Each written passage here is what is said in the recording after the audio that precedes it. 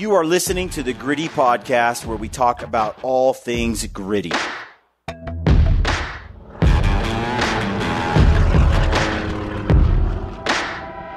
Welcome to the Gritty Podcast. I'm your host, Brian Call. I'm joined here by Brad Hunt.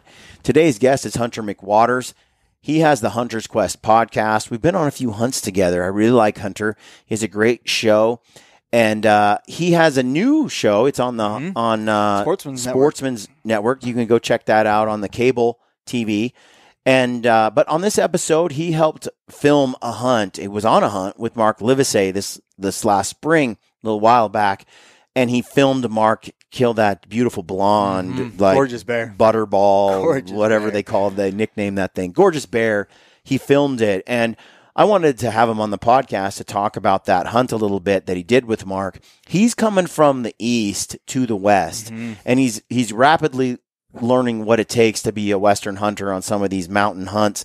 He had a great time with Mark, and Mark shot a bear that was like, they had to go down straight, cross the river, climb the other side. They were drenched in sweat, get that bear broke down, bring him back, cross the river, and come back to the other side.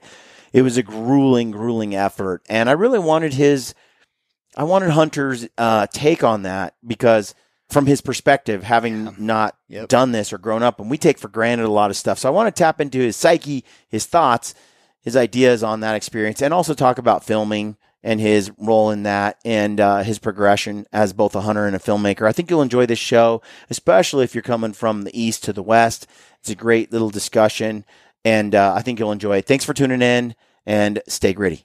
All right, folks, welcome to the Gritty Podcast. I am your host, Brian Call, and today my guest is Hunter McWaters. We're going to get together here on the podcast and chit-chat about last year's bear hunt, because we just dropped the film yesterday.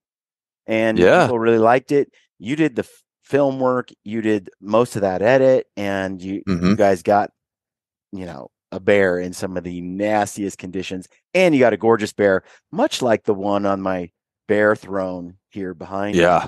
And so let's get into that hunt and how it went down. Talk a little bit about the film. I generously, no, that's not the right word. I ruthlessly threw you and Mark under the bus when it came to rafting the river. And Mark wasn't there to defend himself. That's a lot of sweat. Oh, yeah. So, I'm ready to defend.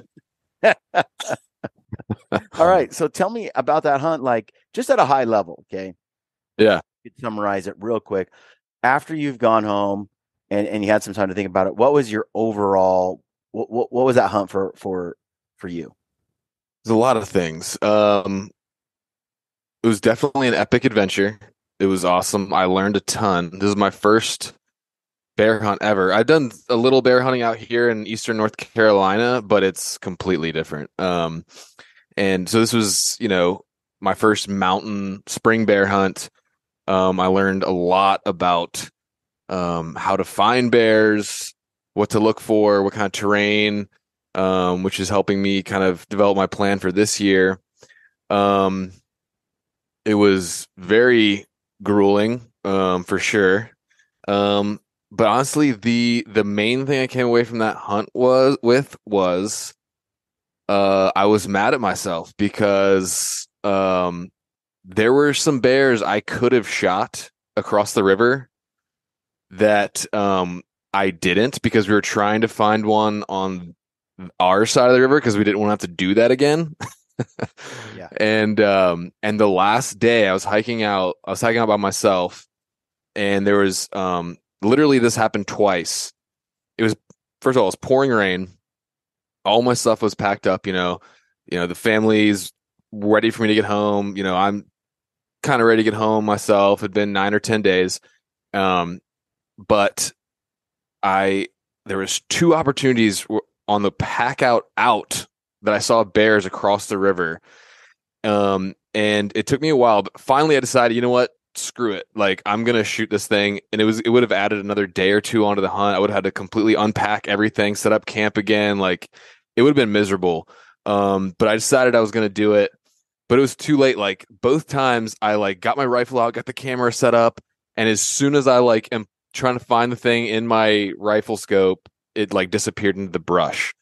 So my biggest takeaway from this thing was, because I mean, right now, looking back, I wouldn't care about that extra day of suffering. I would just be like, we'd be releasing a third episode of me shooting my first bear. But instead, we're not. But it's okay. You live and learn. But that was my main lesson, was just like, don't wimp out. Shoot the bear. I think anybody who's hunted a long time has been there before and done the same thing. That's how we evolve into this other level of a hunter. I'm at a stage now where if the moment comes and I haven't tagged out and I know I could stay more days, I'll stay by myself if I have to. I got no reason to go home anymore, because I've been in your shoes before. Years ago, I was on a solo hunt with Ryan by myself, and Ryan, I had like almost killed a bull twice with my bow. I had dialed the sight like an idiot and forgot to dial it back. And I did these brilliant stock, got right into bow range, perfect, like 37-yard shot, unmissable. And I missed. Yeah. I had it set at like 74 yards or something, of course. That hurts. So I shot too high. And I panicked because I was steady on the first shot. But when the arrow didn't go where it wanted to, I thought I did something wrong. I just immediately was like, you must have punched it. You must, because a lot of adrenaline is going at the moment. I reloaded, kept it together. The bull kind of trotted off, and then later he wandered close again, and right about 40 yards, pulled back, settled, shot the most perfect shot, and it went over him again. Same thing. And I was like, what? And I still didn't put it together. The elks just, that time the arrow went and the cows and everything exploded. And so I hunted 3 more days. That night I realized I forgot to dial the sight back, and I was in the teepee, just kind of sitting there, a little fire going by myself, wallowing in my misery and my failures, and 2 misses on a brilliant and beautiful big 6x6 bull that I had done the most ninja stalk on with 30 cows. I mean, I was so proud of myself. And yet when you choke on the shot, where the shot doesn't go as planned, I think that's when most people break. It's not the people that don't see anything and keep trying. It's the people it's the guys who get right there. And when they fail, when they absolutely should not have failed, that's when they're like, why do I even do this? I'm just, it's easy to mentally fall apart there. And I still had like 5 days to hunt, and I hunted 3 or 4 more days, and it was bad. It was just, the hunting just died. It was already getting kind of rough because those elk just weren't rutting like they were. It was late in the season. All that hot activity had died down. I couldn't find an elk to save my life. And I texted Ryan that day, and I was kind of on the inReach and kind of talking about how sucky it was. And I was actually sort of planning to leave that day. Just, it was raining, it was wet, and I've been gone a long time, and I had more hunts coming down the pipeline. I was thinking, I was getting ready to maybe jet out. And Ryan texted me back, and he said something like, well, all you got to do, all you can do is keep trying, and you just got like a day and a half left, so you certainly aren't going to go home, because there's nothing to go home to except being a loser. And so I was like, well, I sure as hell ain't going home now.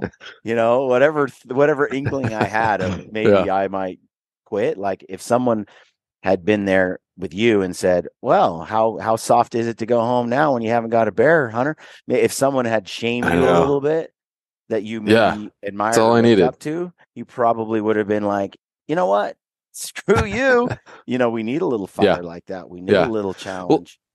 Well, and me and Mark talked about this a bunch, like, because we both knew there was a bear over there, a couple bears over there across the other side. And if I had even gotten like a hint of an inclination, I'm not blaming Mark, but if I'd even got like a hint of inclination from Mark of like, yeah, dude, send it, let's go, it would have been over. But we both didn't want to do that again, to be honest. Well, and the thing and so that, we did actually find a nice bear. Beautiful Go ahead. bear.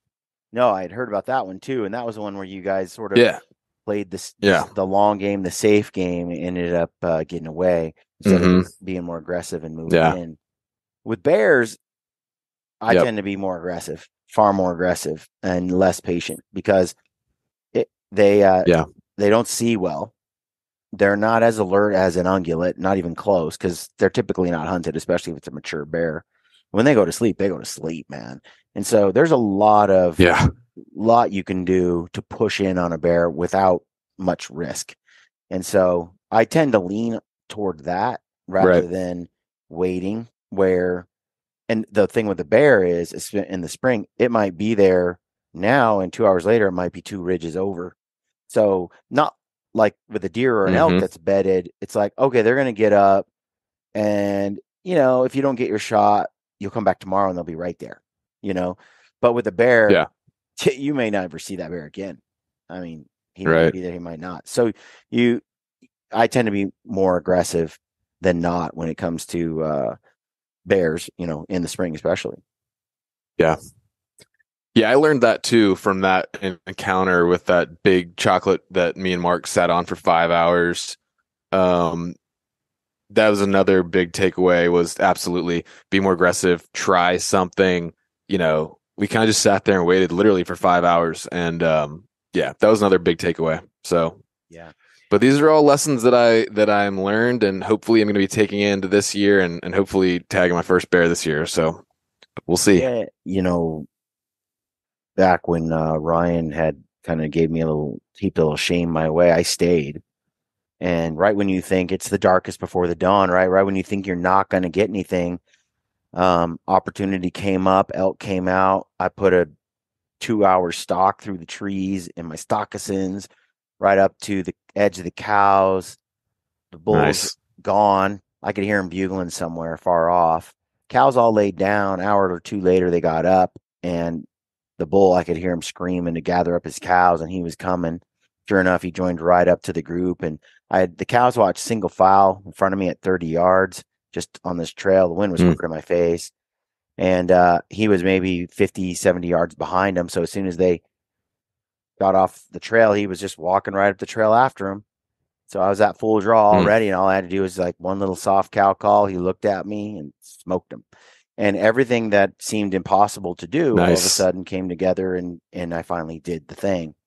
And had I gone home, I would never have had that success. And it was only 1 or 2 more days. And if that's the thing, when you look back on it now, you're like, okay, so it was 2-3 days more. You don't think about that. You already put in 10, 12. It's like, what's 2 more days when you're on the finish line, And so one of the questions that came up at the Peaks Bear Camp a week ago when we were in Montana for that camp, one of the things that came up were guys that were genuinely asking the question, guys, how do I keep myself from going home? Like, I'm hardcore. I'm fit. I go with my buddies. We pretty much stick, but solo or on a certain type of hunt, they're like, man, I just come up with all these reasons to go home, and I leave. Yeah, solo is tough, man. Even if I drove 2-3 states over, they're like, or 10 like I did. Yeah. So there's a lot that goes into it, and now let's talk. So part of the reason, tell me why, for example, speculate a little bit. Why wasn't there more drive to shoot a bear across? You said if Mark had given you any inkling whatsoever that he was down for that, Yeah. So was it just the grueling nature of what had happened and how much energy got burned up, or what do you think? So I think we talked about it before. I know me and Mark did, but I was coming into this hunt, my first spring bear hunt ever. Mark is not only more experienced bear hunter, but just more experienced Western hunter, and also chronologically older than me. So, there's that kind of human dynamic where, and I've found myself falling into this trap before, and I've tried to be really aware of it. And it's just one reason why I don't really personally like doing guided hunts. So I find myself sometimes falling in this trap of kind of deferring everything to the more experienced hunter. And in some ways, Mark was right, because he's like, let's just trust the process. Let's keep looking on this side. And we did find a bear. But ultimately, hindsight's 2020, but that was part of it. It was just kind of, I'd kind of fallen into this role of, I'm not going to be making the decisions myself. I'm going to kind of rely on Mark's decision making. So that was part of it. The other part was, it was just really grueling, really steep, really nasty. Doing that, going across the river. So I'd say those were kind of the main factors that went into that. Yeah, you mentioned on our Mexico Coos deer hunt, you mentioned similarly, Brad has a lot of glassing experience, and it's very easy to sit back and just kind of let Brad do most of that because he's going to spot him anyway. He's got more than you, and you're busy filming. There's lots of reasons or justifications for it, and I'm guilty of the same thing. Like your journey sounds, reminds me of myself in the past where I would be on a hunt with someone who had vast levels of experience more than myself. And so then I would defer to that person for most things and say, well, whatever you want to do. And it wasn't until I started hunting solo more and I started being assertive over my own hunt. If I was like, nah, I'm going to do this, I'm going to go off by myself. When I became a little more assertive, that's when I started to have a lot more success. I also learned that, to trust my own instincts, my own gut, because it usually is a combination, especially in hunting. Your gut and your instincts are a combination of the intimacy you have, the intimate knowledge you have of your own abilities, combined with, the challenge in front of you. A lot of people don't know what your own, like they don't know you like you know you, right? And so when they have an idea for how to make this stock work or this situation work, their gut is telling them something else than maybe your gut tells you. And I found that when I listened to my gut more, trusted my own judgment more, I started killing way, way more. Now, that's not to say that that's because I'm so much smarter or better or, just naturally gifted over the next guy. What I'm saying is the other guy might be like, I'm kind of a loud person when I stalk. I'm a little clumsy. I'm a little slow to get down this slope. So instead, I look at this terrain. I'm like, that's the way to get there. And then I'm a pretty good shot out to 550. So that's ideal. That's in their mind, their stock. Another guy would be like, I'm going to cross the river and climb this hill because in 1.5 hours I can be here and I could shoot to the whole basin. Right now, if I stay on this side, I'm at the mercy of this bear, and I may or may not be able to get this bear under 400 yards, which is my goal, right? Like you have to, it's a situation where you're intimately familiar with what you're capable of, what sort of stock you believe in you could accomplish for you. And it's different than what other people's ideas are. And so for sure. It's a journey too, it's a process because like it's not all bad that I was deferring to Mark because also I learned a lot from Mark, and you don't want to be like, brash and cocky and be like, oh, I don't, and just because I genuinely, he knows or definitely knew more than I did about bear hunting. So because I was kind of humble, I learned from him. Now there's a balance there. Like you said, sometimes you do got to just go with your gut. And, I'm on a journey as a Western hunter, and like looking back, like on this hunt, I could have taken many bear. My skills and my knowledge of myself has grown so much just in this past year. It's cool, but it's just a journey, man. So like, it's good to be humble and to take advice and to learn from guys. But there are some times when you guys say, nah, like I think we need to do this. So it's just a cool journey, and so I don't like beat myself up over it too much. That hike out was kind of miserable. I was beating myself up a little bit, and I do remember calling you on the way home because I had like a 3-day drive home, and it hurt a little bit in the time, but it's just part of the process, and it's cool.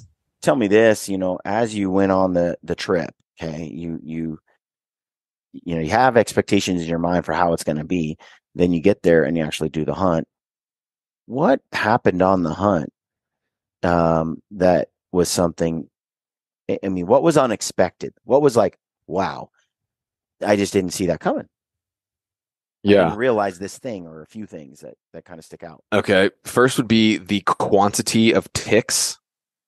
Oh yeah. I'm from the South. Like, I'm used to a lot of ticks, but this was like next level, like next level amount of ticks. Oh, it's every throughout the film. You guys have them here, here, here. They're on your body. Oh yeah. I edit. I look at edits. I follow you. You had to do the edit. You can just almost any image. If you look closely, you'll find a tick on somebody's body. That's crazy. Yeah. Also, I think ticks are attracted to certain types of textures and even materials. I feel like I had more ticks on me when I was wearing merino, and also I always noticed like the dead cat, the windsock on my microphone always had like 3 ticks on it. So I think they're like naturally attracted to like furry stuff or maybe natural smelling fibers. I don't know. Anyway, that's just a theory. So that was one thing. The other thing was I don't think I was expecting to get into a pack raft, which I had never even touched a pack raft before. Me and Mark both had to cross this rapids river. So that was one thing. I found out that going down in that steep terrain is actually worse for me because not necessarily physically. I think I mentioned it in the film too, but just like the like constant cortisol drip of like just the stress of like going down for a long time just wears on you mentally. Yeah. Because without you could literally like, oh yeah, I mean you could literally fall and like impale yourself or like tear an ACL or so. Those were a couple things. I'm trying to think if there's anything else, but those are the ones that jumped out immediately. Yeah. The steepness of that terrain is special. It's special. And I've hunted a lot of places. It's steep and it's not cliffy. Like I've been in some cliff areas. It has cliffs, but it's just that there's just no area to get relief. Like everything is an angle of some kind, and then combined with me and Mark were climbing on all fours at the end to get to where his bear was, like climbing. Yeah, I know that place is unbelievable like that. Other areas have moments like that, but there's lots of flats and rolling hills, and then you got your steeps. No, this area is just this, like everywhere you go almost. But man, does it have a lot of bears, a lot of bears. Yep, for sure. You guys were dealing with nasty rain, and you were pitching tents like on steep slopes. How do you feel now, having done that, about going out this year and going on some adventures? You feel like there was some lessons learned there, equipment wise? Yeah, for sure. I mean, I'm still going back and forth on the double walled shelter versus the floorless with a stove. I love a stove, don't get me wrong, but I feel like I would just sleep. Not that I'm like scared of ticks, like it's not that big of a deal, but they just wake me up like every hour or two, like just pulling them off me. So I feel like I would sleep better maybe in a double walled. And the condensation a couple times got like so bad that it was literally raining inside of my shelter. Oh yeah. So for those reasons, I may go double walled shelter this year. Have you just like? I have a nest for all of the shelters I have that are single wall floor. Yeah, I do have a nest for my Cimarron. I don't have one for my Silex, so might be something to look into. Is handy. You can also still run the stove when you have the nest there, so it's not like a either or, because the stove is under the vestibule. You just got to be careful you don't, like any part of the tent, the stove doesn't get in too much proximity of the wall of anything, but I believe you could get away with running the stove, even with the nest in it, because the nest goes up the center on the Silex. Okay. The center, and it's sort of this weird floor piece that's just like a hallway that goes. It's got a mesh, so just the center is floorless, but you're climbing into, a sealed cocoon, so no bugs can climb in or anything like that. And then you can still have the stove right there going. And so if you were diligent about picking all the ticks off of your body, making sure you didn't have any stowaways, I guess you could climb into your area and feel more at peace, maybe sleep Yeah. better. I'm so used to hundreds and hundreds of ticks crawling all over me for 6 weeks that, Yeah. and I've never You had just sleep one, right through it. I've never had one actually embed or dig in. Yeah. They're on me and I pick them off and I'm diligent about that process. And when I go to bed, I make sure I check everything. I check my sleeping bag. I check the whole area. I do a sweep of myself just as a matter of course every day. And then as soon as I wake up in the morning, the first thing I do is check everything, make sure I don't have one on me somewhere that got on me in the night. There's usually one or two that found their way in, and I got to deal with that and get them off me. But they seem to need to be on you for almost 12 to 18 hours or 24 hours or longer before they finally find a home. Yeah. And so I only got one in me, and it was 2 days after I got home somehow. Yeah. I think it was in my stuff or whatever, but that's when I have the other had problems is in the car ride home. Yeah. Or after I got home the next day or 2 days later. Because you're not looking anymore. Because you're not being diligent anymore. You're not paying. You're like, and okay, those I'm out of the sneaky woods. ones. And there's somewhere, whether it's on your backpack or in some piece of kit, crawling through your truck cab and finding your body and getting on you. And so the only times I've had them come close is in the car after a 12-hour drive home from a hunt, or after I'm home a day or 2 days later. And I think, now I'm just super diligent for 2-3 days after I get home, just to make sure. Yeah. And I'm not gonna soak my clothes in poison. I'd rather get a tick on me than that. So the other thing was this probably sounds so obvious to most people, but like probably the one piece of gear I would never go out without now after this hunt was a tarp. We spent it rained every day. So we spent a lot of time, and I don't know, from a Eastern guy's perspective, that's not something we did. It's okay, if it's raining, you bring rain gear, but you still don't want to sit out in the rain for hours every day. So having a quick tarp to throw up to sit under, huge. I'll never hunt without a tarp now. And then just learning, like I said, what kind of areas bears like. And so now, when I was e-scouting where I'm going to go this year, I think I found a pretty good spot, by the way, but I was just constantly going back to where we were, looking at it as okay, what's breaking down, what are the reasons why you guys picked this spot, and trying to compare it to where I'm going to see are they comparable, and so those were some big lessons there. Yeah. What's interesting, Hunter, in this particular area, we hunt other areas are in the same dates and in other areas in other states, and it looks quite a bit different. Quite a bit different. It's hard to know. We basically find bears in everywhere we go in the spring. It's kind of hard for us in these Western states not to find bears. This time of year seems to be universal that black bears are exposing themselves at a rate they never do any other time of year. So it's more about the timing necessarily than the location.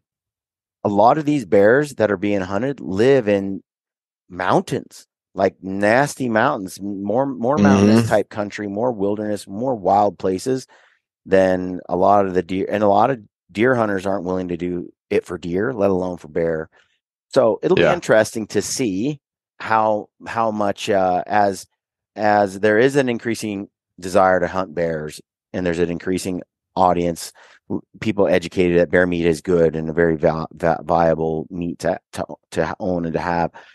You're going to have more and more people who want to do it. But like I said, the resource is abundant across all the states. Black bear populations are on the rise everywhere. Good. And so the abundance of the game is there, and pockets, of course, will get hit harder because any place that has good access, great weather, great conditions any place like that, you're going to have a lot of people try to go to. Where you and Mark went, a lot of guys would see a bear there and say, yeah, I'm not shooting that. Hell no. Yeah. And, or if you don't have a pack raft, I mean, you aren't getting over there. Yeah. And that's an amazing tool to use right there. And even though I looked pretty amateurish or whatever, like the fact of the matter is they're pretty easy. I mean, I was surprised by how easy it was. Like my second crossing was, it's not on camera, but it was like way less, of course, crazy looking.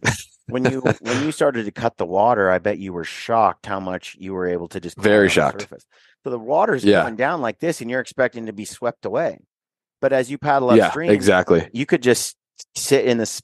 You could just sit stationary in the current and stay put, because it just glides. You dig in. In fact, it seemed like you dug in too much, or just not quite enough. I was going too hard at the beginning because I was like freaking out. I didn't know.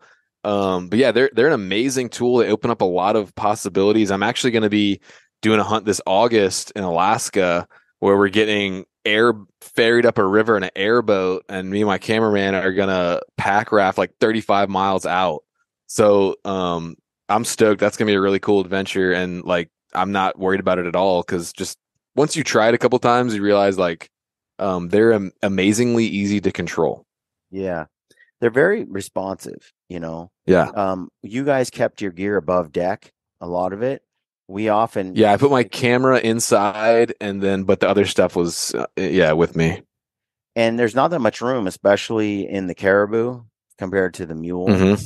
And so it's a little tipsy, it's a lot more stable. The boat is when you take the time to empty your pack and put all those parts and pieces inside the pontoons below deck, air it up and go. And so you'll learn over time using it. But when you're in a hurry and you're on a stock, a lot of times we do leave it above deck, but we have giant garbage bag and we stuff it in there and seal it, and then go across, or we use a dry bag depending on if we have llamas. But there's you get better and better as you do it. But it's definitely worth spending a day or two floating, a river for 4 or 5 hours, 6 hours to practice, understand what you can do with it, how maneuver, what its pros and cons are. It's just mentally humbling.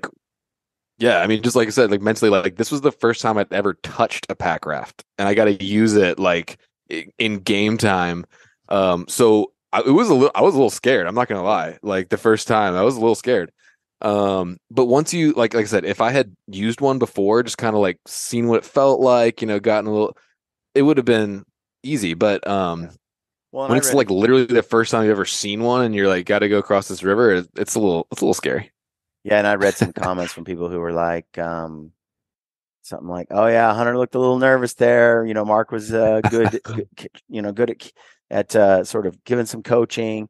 My response was, there's reason to be nervous because the fall line isn't far on that river. There's like a tiny pocket. You miss your outlet. Oh yeah, your exit point.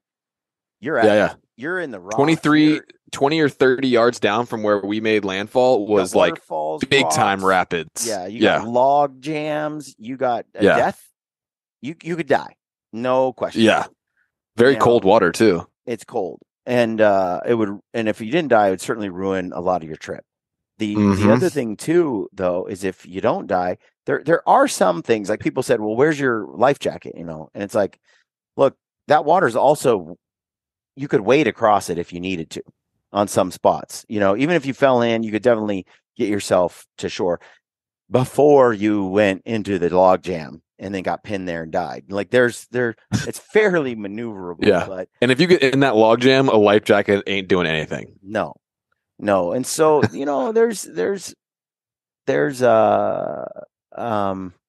nothing to joke around with or to take lightly, but at the same time, no, it's serious. Part of what we're doing, the reason it's what it is, the reason we're driven to do it is because it has its risk. Yeah. And we're trying to do what's hard to do and beat the odds and overcome it. And I don't want it to be safe. That's the whole point. Right. Like, I want it to have elements of danger and sometimes extreme danger. Yeah. That's the whole point. And I swear we live in such a soft society now that people want to legislate or safetyize everything on the planet. I know, man. And it's like, no, the whole point is, they're like, why would you do that? It's like, because it's dangerous. Why does anybody pop a wheelie on a motorcycle? Why does anybody jump out of an airplane, with a parachute? Why do people bungee jump? Why do people cliff dive? Why do people ride motorcycles? Like, because. Yeah. And people can give me crap all they want, but it was scary and I did it anyway. And I'm proud that I did it. I don't care how goofy I looked and how soaking wet I was when I got back. I did it. Like, someone wants to hate, you try it. Well, and I didn't really see any comments. No. Most people were like, I'd do the same thing. Whereas me, I'd react the same way. And we're always our own worst critic. But when I looked at it, I was like, this is good. This is good for people to see. That river crossing. We've all done that before, when we first started. Yeah, I ain't ashamed. At some point or another. But it does go to show, like, one of the things that you guys were seriously disadvantaged by was the rafts were not tight with air. They were really low on air. Well, these were Lampers rafts, and they were about 50% tape. So yes, that's what I tried to throw that caveat in there. There's no doubt they had leaks. They both those rafts leaked. They were taut when we started. You have to go pretty fast. You have to blow, and then you got to go. Blow and go. Because they're old. They've been through the ringer and back again, and Lampers is bad. Yeah. So we all have new ones going into this season. The ones I use in Alaska, that Caribou I used in Alaska for the moose hunt with Tobias and Lampers and stuff last fall. Those rafts are pretty blemish free. There's a couple of holes that have been patched, and they're nice. They're just nice. But you have to take care of those rafts, and they'll last 5-6 years of good use for most guys. I think they're 3 to 4 years for us, and those rafts are going on 5 years old. So they've been used and abused hard. They've been loved. Yeah. So going into this season here, couple of things I think that what would you say are the ingredients to success on a backcountry hunt like this? First thing is time. Obviously, I mean, especially if you're coming like me from Virginia, and almost all the time you're coming into a completely new area, even a new state. I mean, basically blind. I do my best with e-scouting, but you got to be okay with the fact the first 2 or 3 days you're basically scouting with a gun in your hand or hiking. Just hiking. Yeah, just hiking. I mean, so I think a lot of guys necessarily hunt days as much as they're just travel days.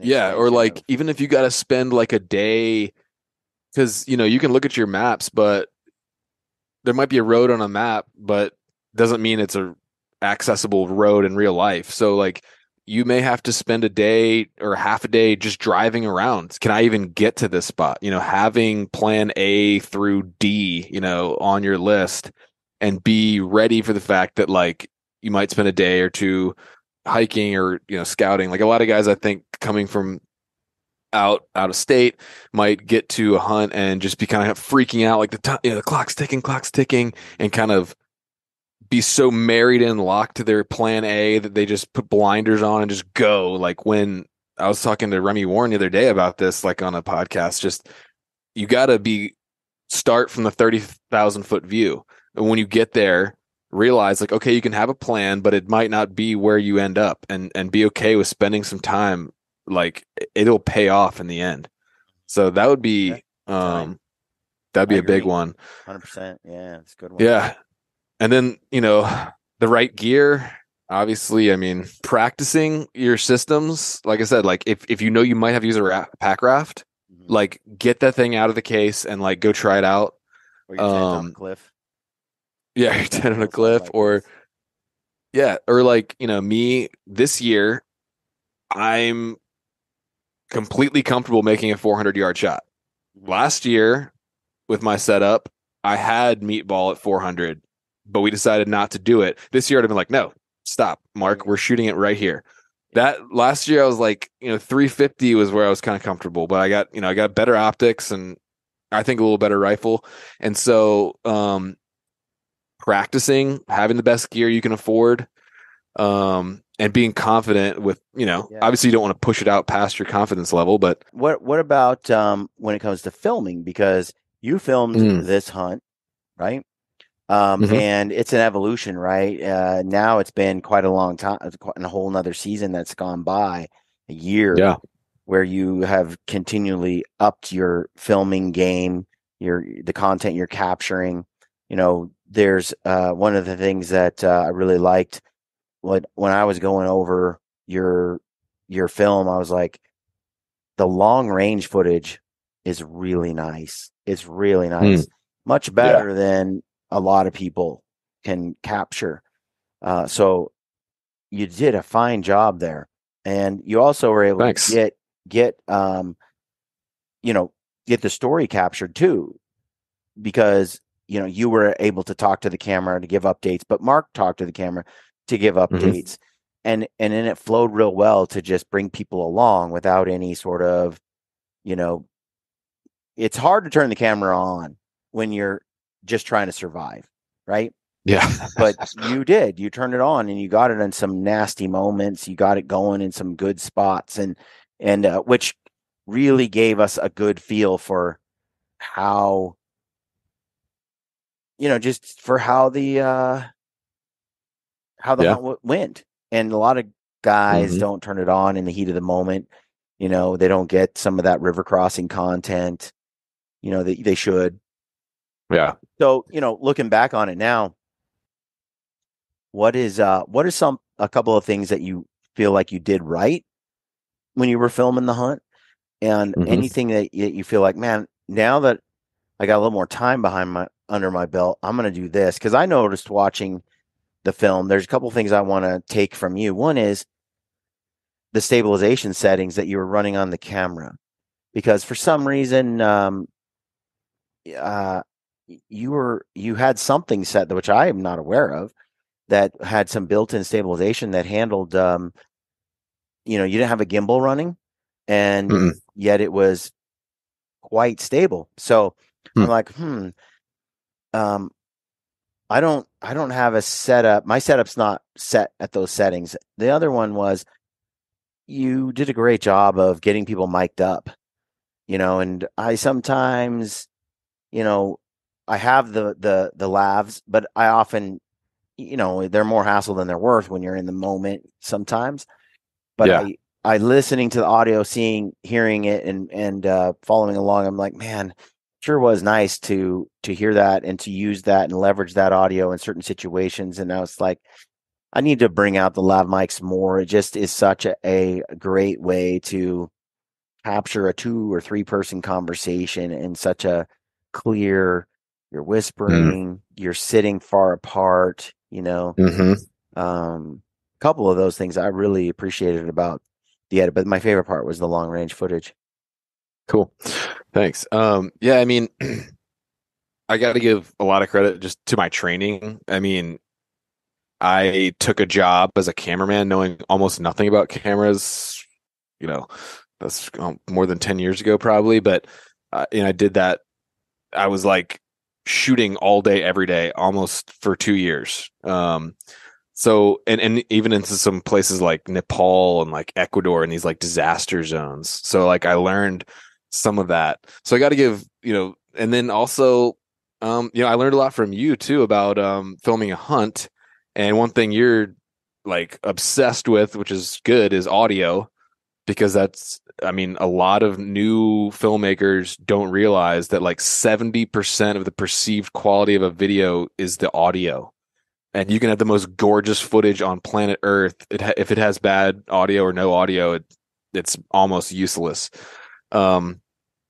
As far as stabilization, I didn't find this out till this year, so it wasn't a factor on this one. So on this one, maybe I would say just being, I think a lot of guys maybe just roll and then they just kind of just walk normal, but like you have to actually use your body as a shock absorber as much as you can. Like you can be conscious about the fact of trying to be a little, now it's not going to be perfect, but have you ever seen how like a special ops guy kind of walks like with his knees like bent, like little choppy steps? It's almost like that. It's like, and you can practice that. Or like how you would go down a hill fast and safely. I learned this with Brad in Mexico this year. Like you have to take little choppy steps, keeping your knees like shock absorbers and your hands as shock absorbers. But in the A7S3, you can actually set your stabilization. I found this out this year, from like normal steady shot to active. So you might want to try that. I think that helps a little. And then certain lenses, like the Sony lenses, will have like built-in optical steady shot, and the body has built-in optical steady shot. So that's helpful. As far as long range stuff, I mean, pretty much as soon as I get to a glassing spot, I'm whipping the camera out and getting it set and ready. I am obsessed with keeping my lens caps on and my lens is clean. I mean, those are good, and just having that thing ready to go. As far as other stuff, I mean, I don't know, like I wish I had better like tips for guys, I guess, but I'm just like, let's see, I've done one Western hunt and it was the first one I ever did without filming it. So like, it's almost like I don't know what a Western hunt is like without filming it. So it's like, it's just part of it for me. It's like, it would be weird for me to not film a hunt. So that's part of it, just kind of the mindset. Like I'm there to capture it. Like, and I just know that those moments where you don't want to bring the camera out are the best moments where you must have the camera out.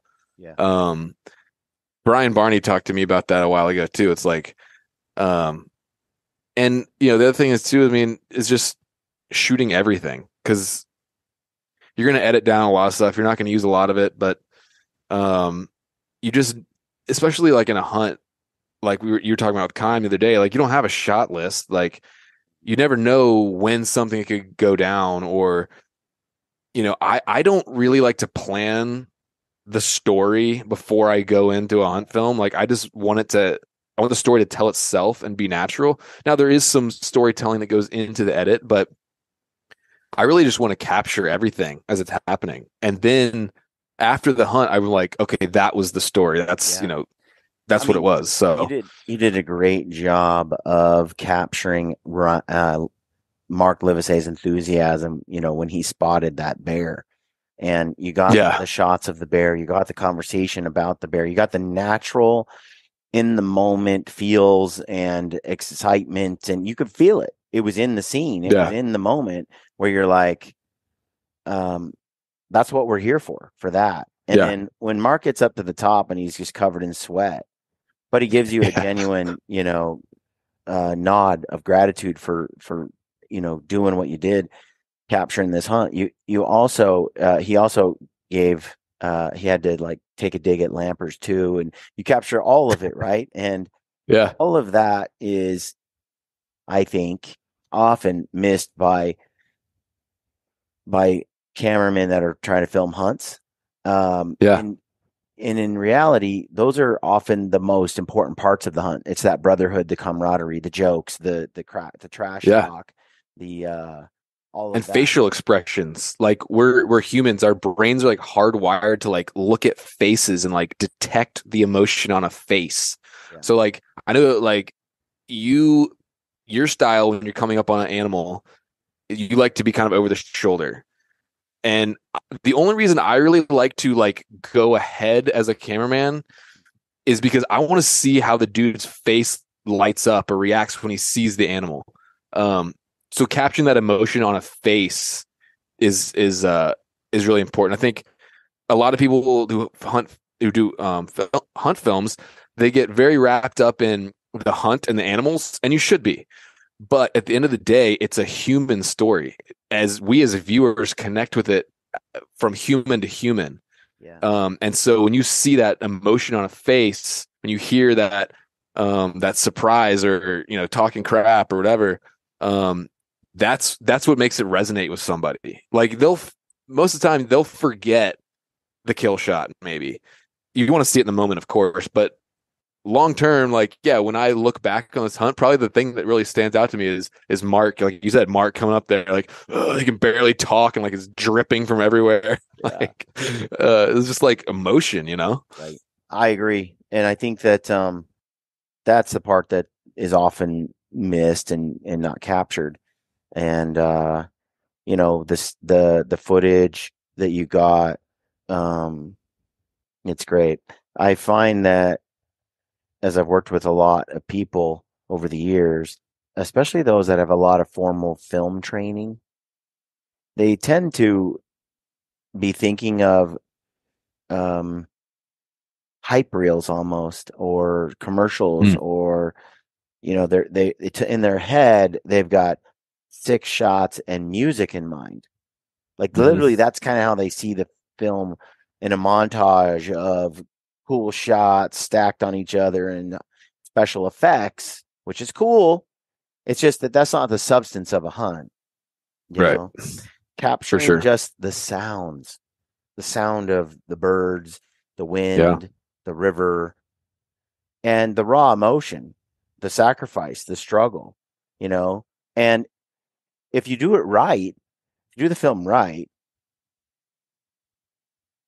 then you put yourself in a vulnerable place, because you're showing the audience that, yeah, I'm tired. Yeah, this has been hard. Yes, like Mark is shameless about just he didn't care that he's half dead looking climbing the hill. He's just like, did you hear him? He's like, I'm too old for this. I'm too old for this right at the end. Yeah. 1 minute he's like, I'm going to do this until I can't do it anymore. And then Yeah. like 5 hours later, he's like, I'm too old for this crap. Yeah. And dude, like this didn't make it in there, but I was isn't just gonna that say the really quick. psychological roller coaster that is a hunt? Isn't that the definition of Yeah. it? Oh, I'm going to do this till the day I die on a high. You're at the trophy. You did it. Well, then you break it down and you're getting back at midnight and you're like, why do I do this? This is so dumb. The same few hour window, your emotions just go up and Totally. down. Yeah. Yeah. I mean, some of it sucks. And I remember like we were coming back and we had at least 100 pounds each. We both had pack rafts and half a bear, and I had camera gear. And for some stupid reason, I brought my rifle. And I was like, what if we see another one? But we were I was like 95% of the way back up to the trail. But I looked at my map and for some reason it said I was only halfway. Yeah. And like, I almost started crying. Yeah. I was like, my heart just sank. But yeah, I mean, that's what makes it, is like those crappy moments, like the highs, the lows, like crazy. And the thing about that is that is really like I said, about being vulnerable.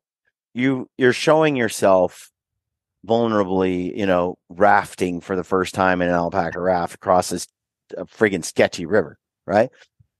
You're letting people see the exhaustion on your guys' faces.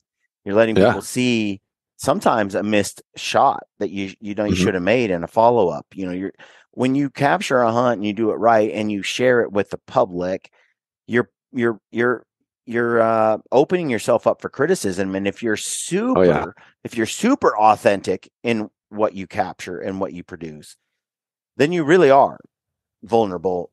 You're saying, but that's exactly what people want. They want to know the real thing, not your sanitized version, not the hype reel version, not the highlights version. They want to see deep down. What I think the audience truly appreciates is the struggle that they too go through, and they can relate to what you're going through if they've done it, or they aspire to do it someday. All of that, you did it right if you can. And perfect protagonists are not interesting. Like if you look at every great story, the protagonist always is flawed. Like they're always like a cop, but they have a drinking problem, or like, they I something think is that's not why like if that Hollywood travesty Captain Marvel did so poorly. Not yeah, she's flawless. She is absolutely perfect, and she can't be beat, and yeah, she's no stronger one than likes Superman. that. And there's just nothing. She Yeah, she's that perfect person. At least right. they had that problem with Superman, but then they made Kryptonite, right? And Yeah, so now you got to have flaws. yeah, absolutely, So I absolutely. mean, yeah, I mean, and I think it makes it more relatable, like we were saying. I mean, I mean, dude, Mark 56 and he gets to the top of that thing, and dude, his belly is no joke, dude. Like he was carrying a weight vest up that mountain, but he freaking did it. And me, you can see like on the way back, like you can see like I'm not bright-eyed and bushy-tailed on that last little update. I'm like, I did it. Yeah, Okay. Like I'm you're freaking like out. you're like we were on the trail, and I don't care how far it is now. I'm just glad to be on the trail. We've all been Yeah. there, dude. If we pushed ourselves at all, we've been there before. Yeah. It And is that what it is. night, like after those days like that, like I don't sleep good for whatever reason. I've heard it's lack of calories, but like I never sleep good. My legs were sore. They were, like they cramping up and like twitching and like just like mercifully the next day was like driving rain the entire day. And so like we got to recuperate a little bit. That was the only day where it was like driving rain the entire day. The rest was like patchy rain. But the next day, I mean, dude, we pretty much just like chilled like basically the whole day. Yeah, Like yeah. we were Which is both fine. Like hurting. we do that too. We do that too. When I Yeah. got sick this last year, and I was like, I laid in a tent for 2 full days just trying to stop the shivers. And Ryan just Yeah. helped me and went hunting and came back a couple days Didn't you later. get bit by a spider or something like that? Or you Dude, thought you did? I don't know what it is. I did have a massive spider bite that was all kind of infected looking on my leg, and that could have been it. It could Dang. have been that combined with other things.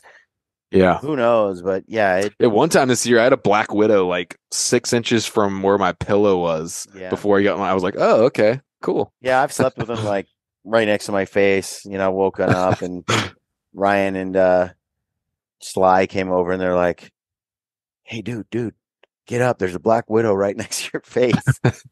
I was Yeah, that not happened to me cool, in but Wyoming this year. yeah, yeah, that would not be good. That would be very, very bad. Nah. But yeah, I'm looking forward to it. The season is almost here. We're gonna head out here in a few days and do some scouting, Oh, and we're cool. gonna trying to get some exercise on before we go.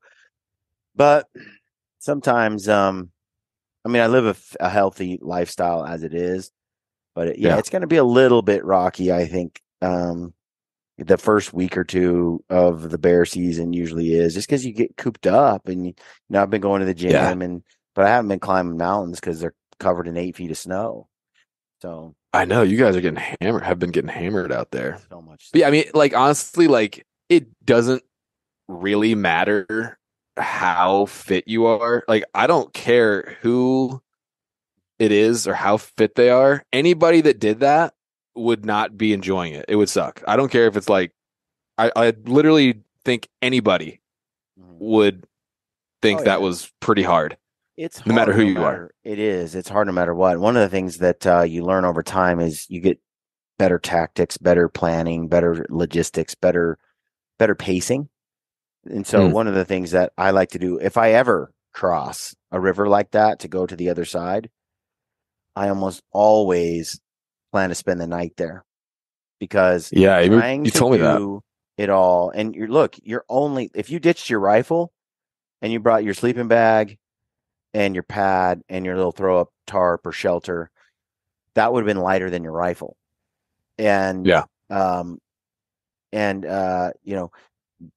being able to get over there, do what you guys did, which was rough, but then being able to just pitch a tent, and especially if you did hmm, bring a rifle, because you're talking about another 5 or 6 pounds total, 5 pounds really, to head over yeah, there with your whole sleep system in a shelter or less. yeah, And if you decide, well, okay, you bring a rifle with you, what's, why do you have to hurry back to the other side? Right. Right. Like, why? It's an You could spend opportunity. 2 days on that side.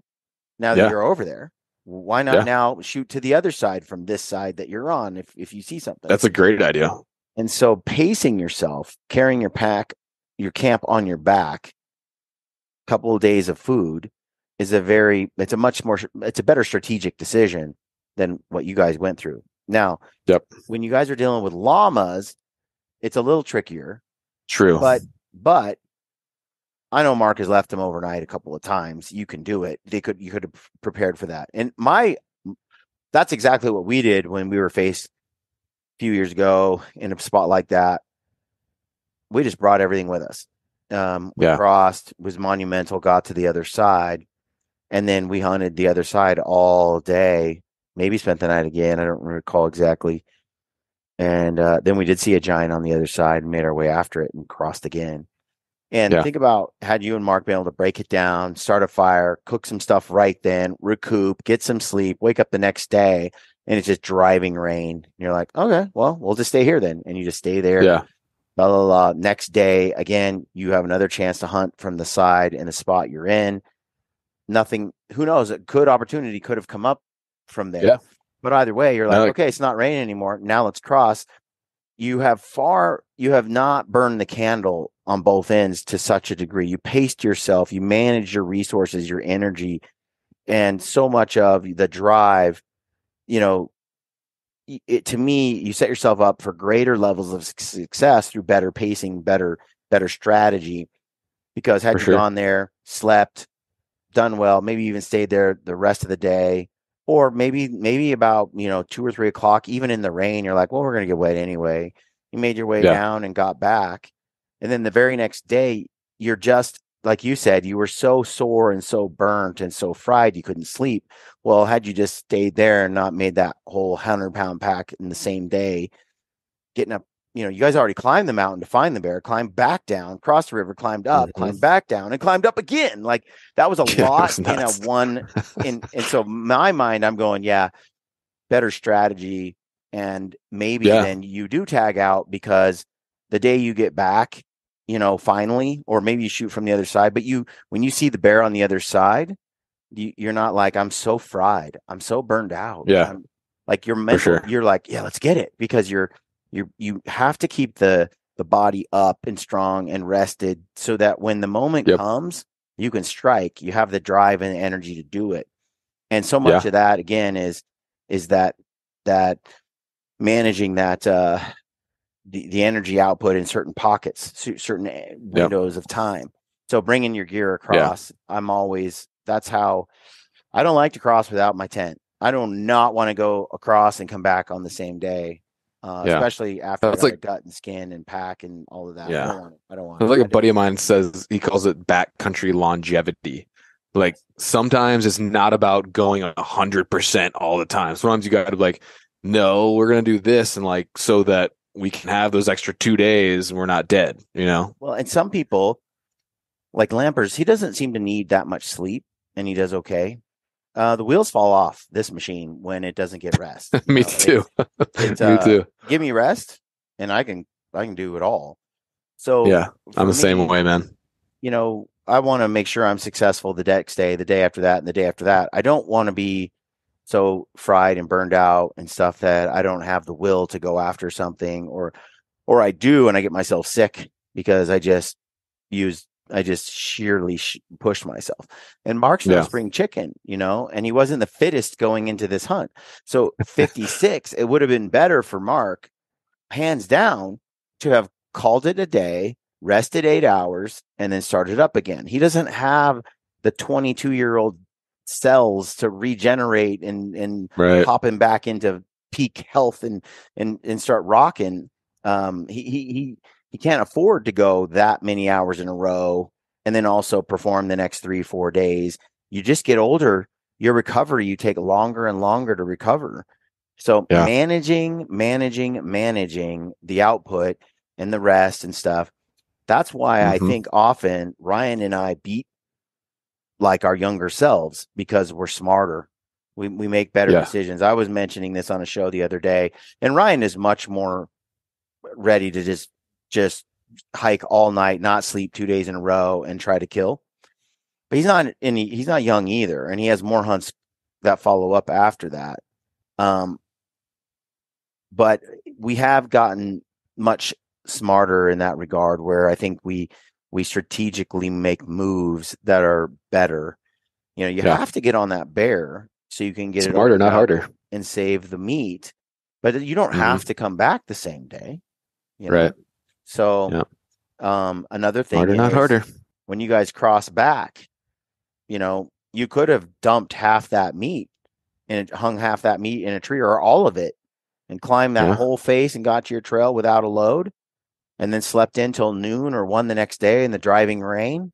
And then you could have got up and said, now that we're like refreshed and it's raining anyway and it sucks, go down there, or just go down there and get the meat 3 days from now when it's time, because you've stowed it and you've got it safely in a spot. Like, you know, thinking about that, planning, letting the hunt breathe, letting the activities, you know, strategically managing the rest times. Those are all ways to ensure a much better outcome overall. You might lose the battle, but you win the war, you know? Yeah. That's good. Well, dude, I think it's cool. I'm excited. I looked through your raw footage and I'm like, man, there's so much more story here. There's so much story from Kayam's content there is too. And I'm like, there's I looked at the film and I was like, honestly, it's kind of just like a kill shot. Like it's just a pocket. Because when I edited it, it was kind of designed to be part of, like, I thought it was going to be part of like maybe a 4-5 part series where, you know, the hike in was told, and like this was really just kind of like a snapshot of like me and Mark hunting that day and killing that bear. But we hunted for like 5 days before we even saw this bear. There was a lot of stuff. It's the same thing with Kayam's episode, right? It's like everything on that hunt is condensed into one episode. Yeah. All the hike in, the getting the llamas back there. Most of it is not, nobody saw it. It all hit the cutting room floor. And so there is a lot. Whereas like the hunt I did with Pedro and Brady, like you walk through day after day after day after day of how it really unfolded piece by piece. The Coos deer hunt from this year, I want to get around to your and Brad's section, but it took me 5 full and very long episodes in some cases to just get through mine and Ryan's. And I thought about just picking 2 kill shot sequences and telling a great story, but there's so much there that I want to tell, and I want to tell it not just for the audience, but for myself. I like that. I want people to know the full and detailed picture of what that hunt was like. Yeah. And that's the beauty of the YouTube kind of format. Like you have that freedom to just really expand a story. You don't have to like try to cram it into a 22-minute episode, but and then people kind of, certain audiences and demographics want a certain thing, but I feel like my audience is coming along saying, you know what, we don't have to see you kill something. We don't have to see this. We just want to see the hunt the way it happened, pacing that it happened. And so if there's something cool to tell or a piece, I mean, I dropped an entire 30, 40 minute, a whole day out of the roundup, and I put that on locals in a very raw format. And people can see us talking crap at the house before we take off, and they see a lot of behind the scenes stuff and all that. But the rest of the show, you know, was in pretty good detail and got included in the film. Got piece by piece, step by step. But the same is true. I'm looking forward to showing my because with my you hunt and too. Brad, it's the same thing. It's like there's 4 or so episodes of walking that through, worthy episodes. So much happened. And same thing from this bear hunt. I wasn't there, but looking at the footage, I'm like, man, there's a lot of cool stories to tell here. But now here we are getting to go get another round of stuff captured. I know, man. And it's always difficult for me to go back and edit stuff when I got new stuff that is. And it's hard to edit other people's stuff too. Like It's true. I'm sure you had more fun and you probably enjoyed like putting together your Lamper story because you were there, you lived it. It's harder when you got to pick up like, me and Brad's footage and kind of make something out of it. So it's not easy, but and there's only so much time in the day, man. Like this is a busy though. I don't life. mind, Hunter. I actually like editing other people's stuff as well. I do. Oh, really? It's like I got to do the hunt for the first time, and then I see the pieces, and I'm like, oh, you could do this, and you could do that, and you can explain it this way, and I enjoy it, especially if the footage has clean audio and clean video. Like if you give me a foundation to work with, I can make the rest work. But if it sounds like crap and you can't hear anything anybody's saying and it's a mess to clean up and the visuals are the video, the exposure's all off and it's all blown out and all that, then it's like, man, this is a turd. This is hard to work with. Turd polishing. Yeah. So as your brother would say. I actually like doing that, but still back to you have fresh content and you have old content. But that more than that, I think, like I said, if it's good, it's good and it stands up. But for example, we're going to go on this trip. There's going to be some fresh stuff with fresh partners and fresh faces and all that. And you want to get that stuff out pretty quick. Now, you and Kayam and you guys did this hunt last year, and I published some grizzly stuff and the Pedro Brady stuff and Lampers and I last year, and I ran out of time to do these hunts. So they got put on the back burner and they got to be released now just before bear season. And there are a lot of people who wanted this hype content, this content in this window, and truly appreciate that it's still here. And if I had dumped it last year, I wouldn't have anything to put out right now. So the Coos thing is similar, where I like the knowledge that we have some badass Coos type stuff leading into next year, in which a whole bunch of dudes. I watched, before we went on our hunt, I watched every Coos deer hunt I could find. And you can bet 90% of the hunters who were also going Coos deer hunting did the same thing. Oh, yeah. I do that all the time. And then when the hunt's over, they rarely go and watch that stuff, right? Yeah. And so often the timing of the release fits the needs of the community. It's ideal. So we'll get the Coos stuff out, probably just before that season next year, and it'll be the perfect type content that'll really get people stoked. And I think it's just a cool hunt for the right timing. So I'm glad we had this. I'm glad we got it out on this. We got this bear footage out, and everybody got to see you and Mark grind it out. Yeah. And I got to say, I mean, who did it better? You or the Kayam Lampers crew? It's tough. Kayam is impressive on those like graphics and stuff. That's one thing that's not my wheelhouse. He's been to the Hollywood schools and all that. He's a little fancy there. But those graphics were pretty cool. It is. But I don't know. I'm excited for people to see my hunts from this year too, though, because I feel like just as a filmmaker and a hunter, I've grown a ton since this one. Like I was really excited to see it, and I watched it. I was like, it was good, but like some of the stuff I got coming out this year is like way better, in my opinion. I thought this was great. I thoroughly enjoyed it, partly because I like viewing wildlife, and not to knock. Like I love Kayam's film, love it, but I really want to see crystal clear, close up, in your face footage of animals. And that's what I felt I wasn't getting with a lot of Kayams. And it just so happened, I believe that the bears he got to put the lens on were miles and miles away. And I'm not sure what lens he was using at the time either. If he was using like a 2-4 or something, while you had the 2-6 or the 1-4. Yeah. I'm not sure. Yes. If you want to get that, you have to be willing to carry this beast around. Yeah. And you have to just say, I'm going to have the heaviest pack of anyone, and I'm going to like it. Yes.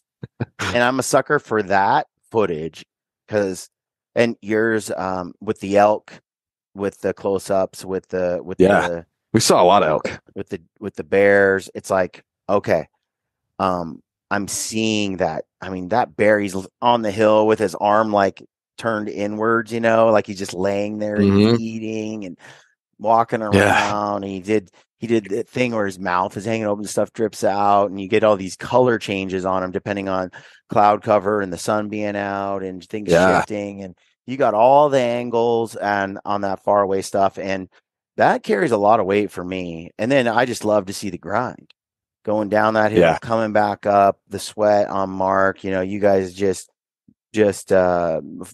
marching through it. That all, to me, I think you're being too hard on yourself if you weren't like impressed, if you didn't like the film, because I think it's not that I didn't like it. I just I just think that I've progressed quite a bit since then. I think we all think that. Like me, I always like my new stuff, not my old stuff. But I think sometimes we're a bad judge because it's old to us, and you spend a lot of hours on it. Whereas for me, this is new, and I'm looking at it going, "Dang, Mark, Hunter, that was cool." So I think, I think you guys. I think part of it too was like the stuff I've been working on this year is very much like a full story in one episode. Whereas this one was such a snapshot of just kind of one day, really. That I was a little bit like, where's the lead up? But that's because when I edited it was intended to be part of a longer series. But it was great. Dude. It's a hell of a day. Oh, dude, it was. It was. It was like definitely the hardest physical day of my life, I think. Still to this point. Yeah, that changes a man, dude. That changes a man. You come out the other side different. You do. It's like when Cam Hanes is telling me he ran his first 16-mile race, then he ran his first 26, then he ran his first 50, and then he ran like 100-mile. It's like now he looks back on the 16-mile race and he feels like that was one of the hardest races he ever did. And yet the 100-mile is so much more. Maybe it was a 26-mile or whatever, because I think so much of it is actual mental, the physical mental connection. And once you've done something like what you did with Mark, everything else from now on will be benchmarked against that. Every other hard day you have will be like, well, I did this before and this is still less than that. So, I'm fine. Yeah. I know I got that. Right. And you come out a different man, you come out a different person when you do that kind of thing. It's very cool. For sure, man. It was epic. So where can people find more of Hunter's content, Hunter McWaters content? You got the Hunter's Quest podcast. Yes, got the Hunter's Quest podcast, which is I'm releasing 113th episode. So I got a pretty good library there if they want to go check it out, including our first conversation ever, like a year and a half or so ago. In the other, and then so I know I've talked to you about it, but I decided I'm going to try to do the TV thing. Yeah. So I do have a couple hunts on my YouTube channel, but everything really is still on my hard drives and in the can because I'm launching a show on Sportsman channel in July of this year in 2023. So, and I'm really excited about that. And then also that content will release digitally on YouTube and stuff as well in the following, like in, that next winter. Yep. So it will come out on YouTube, but right now, most of the stuff on my YouTube there's a few how-to videos, and then I have all my podcasts and video version.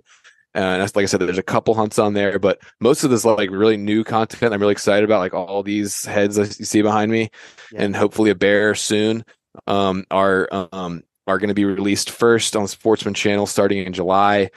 And there's some really cool hunts, man. I'm really looking forward to sharing them. And it's a lot of action because it's all like, a 7-day hunt condensed into 22 minutes, which is tough. And it's a little different, but it also makes for a really full episode because it's not like I'm going out and like sitting in a tree stand over a corn feeder. Like these are like backcountry DIY Western hunts crammed from a guy who's like has limited experience coming from Virginia, crammed into a 22-minute episode, and hopefully to inspire some guys like me who might be trying to do it to go and enjoy the public lands that we have access to. It's amazing. I love it. So they can look for that in July. They can go follow you on Instagram. At the Hunter's Quest on Instagram. Okay, at Hunter's Quest. We'll put some links in the description field of this video. And for those that are listening to the podcast and haven't seen the film, go to the Brian Call Gritty YouTube channel. and check out the Bear Films playlist, or just go to the Gritty Films playlist or season 7 playlist on YouTube, and you'll find the movie with him and Mark. And it's very cool. You got to check it out. We're also on Rumble now, so you can go check out our film on Rumble. We're still trying to figure out how Rumble works. It's a little confusing. Different apps. Oh, and I didn't mention too, for your audience, one of the episodes on my show is you and me basically doing. So most of about half my episodes are hunt films, but then I'm also kind of experimenting with this sort of podcast TV show format thing. So one of the episodes is with me and Brian breaking down a bear hunt and kind of giving guys tips for who might want to try this on the first time. And we talk about gear and shot placement and how to find bears and stuff, and then kind of pepper in your footage from a really cool hunt. So they'll be able to see you on there too. I love it. I need to look into this TV option. I get people texting me and leaving messages and saying, you need to seriously consider, going and doing a show on one of the networks. And it's a whole new demographic that I'd be curious to see what would happen. Right. We talk about this all the time. People nowadays are siloed, people who consume content on Spotify, that's just where they go. Yeah. People who their app is YouTube, or people where, they've gone to TikTok. That's their thing. Right. So there's lots of places where people, they even do like My Outdoor TV, or they do some sort of, Waypoint or Carbon. Yeah. There's all these different sources of hunting content, information that people become, part of. Well, and I think a lot of Western hunting guys are very much into YouTube, because guys like you and Lampers and it's just that demographic is very YouTube centric, and maybe it has something to do too with kind of the whole Western mindset. I don't know, and also I'm going to be honest, and I don't want to hurt anybody's feelings here, but there's some not great stuff on the hunting channels, because you do get a lot of just kind of dudes sitting over a feeder or whatever. But there is some really good stuff on there. You got Into High Country. Jason Matzinger, I think, is a good show. The Western Hunter is an amazing show. Hopefully my show will be up there in that list too. But so don't write it off completely. I hope guys will go check it out. And kind of trying to bridge the gap between this sort of more whitetail centric East Coast Midwestern market and kind of bring them along to the West, and also by highlighting guys like you, bringing you guys on the show. I did one with Remy, I did one with Jason Matzinger, and one with Jana Waller. So it'll be cool. Yeah, I think so. I'm excited for your journey. Have been since we first met. I'm glad that we've been able to do so much together, and I'm rooting for you. I would love to see. I'm looking forward to what you do next.